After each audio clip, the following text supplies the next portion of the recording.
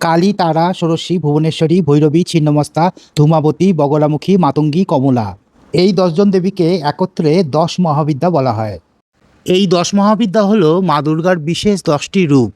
দক্ষযজ্ঞে যখন শিবকে নিমন্ত্রণ করা হয়নি, তখন মাতা সতী নিজে থেকেই বাপের বাড়ি যেতে চেয়েছিলেন। তার বক্তব্য ছিল যে বাবার কাছে যাব, এতে আবার নিমন্ত্রণের কি দরকার। কিন্তু দেবাদিদেব মহাদেব শিব যখন মাতা সতীকে বাপের বাড়ি পাঠাতে রাজি হচ্ছিলেন না, তখন মাতা সতী নিজেই এই 10 মহাবিদ্যার 10টি রূপ ধারণ করে শিবের সামনে প্রদর্শন করেছিলেন। এতে শিব ভয়ভীত হয়ে গেছিলেন এবং তাকে আর বাপের বাড়ি যেতে বাধা দেননি। এখন এই 10 মহাবিদ্যার আধ্যাত্মিক তাৎপর্য কী আছে, সেটাই আমি যতটুকু জানি আপনাদের সামনে উপস্থাপন করছি। এই 10 মহাবিদ্যার প্রথম মহাবিদ্যা হলেন মা কালী। যখন এই বিশ্ব ব্রহ্মাণ্ড রূপ কোনো সৃষ্টি ছিল না, সময়ও ছিল না, তখন ভগবানের যে রূপ ছিল সেই রূপই হচ্ছে মা কালী। মা কালী হচ্ছেন মহাশূন্য। এনার কৃপায় আমাদের দেহাত্ম বুদ্ধিযুক্ত অহংকার নাশ হয় এবং মোক্ষ লাভ হয়। 10 মহাবিদ্যার দ্বিতীয় মহাবিদ্যা হলেন মা তারা। ব্রহ্মা যখন সৃষ্টি কার্য শুরু করলেন, তখন তিনি শক্তি পাচ্ছিলেন না। তখন ব্রহ্মা নারায়ণের পরামর্শে আদ্যাশক্তি মহামায়ার তপস্যা শুরু করলেন। আদ্যাশক্তি ব্রহ্মাকে তারারূপে দর্শন দিলেন এবং তাকে শক্তি প্রদান করলেন। সেই শক্তিতেই এই বিশ্ব ব্রহ্মাণ্ড সৃষ্টি হলো। অর্থাৎ এই বিশ্ব ব্রহ্মাণ্ডই হচ্ছে মা তারা। মোক্ষ লাভের জন্যে আলটিমেট গেট পাস এই মা তারার কাছেই পাওয়া যায়। যে ব্যক্তি যে পথেরই সাধক হন না কেন, মা তারাই তাকে মোক্ষ লাভ দেন। মা তারা হচ্ছেন রক্ষাকর্তা এবং মানুষের পথ প্রদর্শক। মা তারা মানুষকে অন্ধকার থেকে আলোয় নিয়ে যান। 10 মহাবিদ্যার তৃতীয় মহাবিদ্যা হলেন ষোড়শী বা ত্রিপুরা সুন্দরী। ত্রিপুরা সুন্দরীকে শ্রীবিদ্যাও বলা হয়। ত্রিপুরা সুন্দরী হলেন সৌন্দর্যের প্রতীক। পুরো বিশ্বব্রহ্মাণ্ডই সৃষ্টি হয়েছে সৌন্দর্য দিয়ে।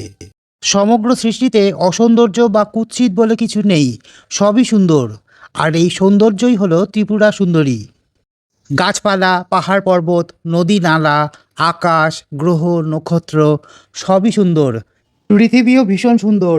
পুরো বিশ্বব্রহ্মাণ্ডই সৌন্দর্য দিয়ে তৈরি হয়েছে। এই সৌন্দর্যই হলো ত্রিপুরা সুন্দরী। কিন্তু অসৌন্দর্য কোথায় আছে? অসৌন্দর্য আছে মানুষের মনে। মানুষের মন যখন ষড়রিপুতে আক্রান্ত হয়, স্বার্থ সিদ্ধির জন্য স্বার্থপর হয়ে যায়, তখন মানুষের মন কুৎসিত হয়ে যায়।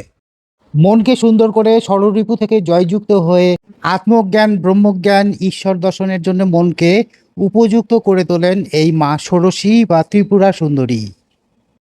10 মহাবিদ্যার চতুর্থ মহাবিদ্যা হলেন মা ভুবনেশ্বরী। সমগ্র বিশ্বব্রহ্মাণ্ডকে যিনি রক্ষা করছেন, তিনিই হলেন মা ভুবনেশ্বরী। এই মায়ের কৃপায় সব কিছুই মা, অর্থাৎ সর্বভূতে চৈতন্য দর্শন হয়। চৈতন্য ছাড়া আর কিছুই নেই। জীব, জগৎ, ঈশ্বর সবই চৈতন্যের প্রকাশ। বেদে বলা হয়েছে সর্বং খল্বিদং ব্রহ্ম। 10 মহাবিদ্যার পঞ্চম মহাবিদ্যা হলেন ভৈরবী। মনকে পরিশুদ্ধ করার জন্য যে তপস্যার প্রয়োজন, সেই তপস্যার মনোবল এবং শক্তি যোগান হচ্ছেন মা ভৈরবী। ভৈরবী সাধনায় তপস্যা খুব সহজ হয়ে যায় এবং অচিরেই সাধক আধ্যাত্মিক উন্নতি লাভ করতে পারে। মা ভৈরবীর হাতে আছে বেদ, অর্থাৎ তিনি জ্ঞানের দ্বারা মানুষের অজ্ঞানকে দূরীভূত করেন। 10 মহাবিদ্যার ষষ্ঠ মহাবিদ্যা হচ্ছেন মা ছিন্নমস্তা। মা ছিন্নমস্তা সাধকের ব্যষ্টি সত্তাকে অনাদি অনন্ত অসীম চৈতন্য সত্তার সঙ্গে একীভূত করে দেন।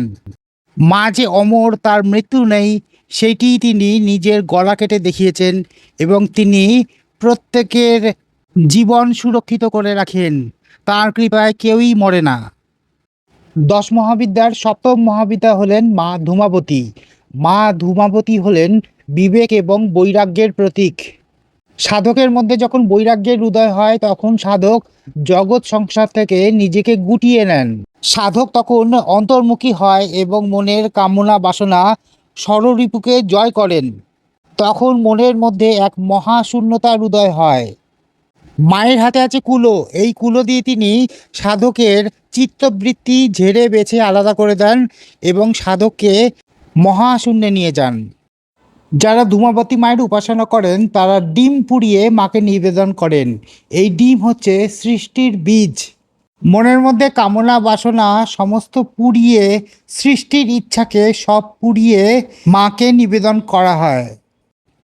10 মহাবিদ্যার মধ্যে অষ্টম মহাবিদ্যা হলেন মা বগলামুখী।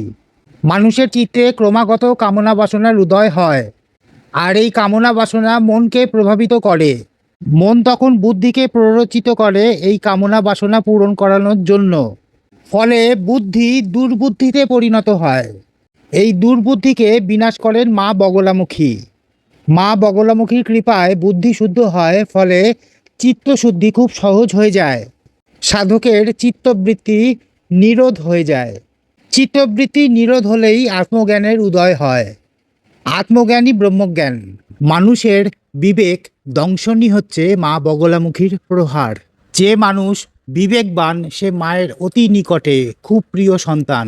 আর যে বিবেকের কথা শোনে না সে মায়ের থেকে অনেক দূরে। 10 মহাবিদ্যার নবম মহাবিদ্যা হল মা মাতঙ্গী। মা মাতঙ্গী তার প্রিয় সন্তানকে আগলে ধরে রাখেন। মা মাতঙ্গীর আরেক নাম হলো উচ্ছিষ্ট চণ্ডালিনী, কারণ তিনি তার প্রিয় সন্তানের এঁঠো খান। যেমন মা শ্রী রামকৃষ্ণ পরমহংসদেবের এঁঠো খেয়েছিলেন, সাধক বামাখ্যাপার এঁঠো খেয়েছিলেন। মায়ের হাতে আছে বীণা। এই বীণা হচ্ছে ব্রহ্মজ্ঞানের প্রতীক।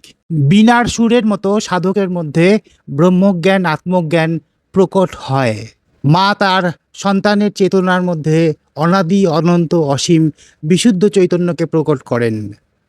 10 মহাবিদ্যার দশম মহাবিদ্যা হলেন মা কমলাত্মিকা। সাধক যখন সর্বশূন্য হয়ে যায়, তার চিত্তবৃত্তি নিরোধ হয়ে যায়, তখন তার মধ্যে পূর্ণতা প্রকট হয়ে আসে। তখন সে অনাদি অনন্ত অসীম সচ্চিদানন্দ সাগরে মিশে একাকার হয়ে যায়। সে তখন পূর্ণ পরিতৃপ্ত। তার আর কোনো পাওয়ার বাকি নেই, তার কোনো জ্ঞানের অভাব নেই। সে পূর্ণ জ্ঞানী, ব্রহ্মজ্ঞানী। এই ব্রহ্মজ্ঞানী হলো মা কমলাত্মিকা। এই 10 মহাবিদ্যা 10 দিক দিয়ে আমাদের রক্ষা করে চলেছেন। আমরা জন্ম মৃত্যুর চক্রে যতই ঘুরপাক খাই না কেন, মা আমাদের ঠিকই ধরে রেখেছেন। মা আমাদের জগৎরূপ সৃষ্টির খেলনা দিয়ে ভুলিয়ে রেখেছেন। যেদিন আমাদের সৃষ্টি ছেড়ে মায়ের কাছে যেতে ইচ্ছে হবে, মা আবার আমাদের কোলে তুলে নেবেন। মাই প্রত্যেকের গুরু, মাই প্রত্যেকের আত্মা, মাই পরম ব্রহ্ম, মাই সচ্চিদানন্দ সাগর। মা হলেন বিশুদ্ধ চৈতন্য, সমস্ত জগতের অধিষ্ঠাত্রী দেবী। আজকের মতো এ পর্যন্তই।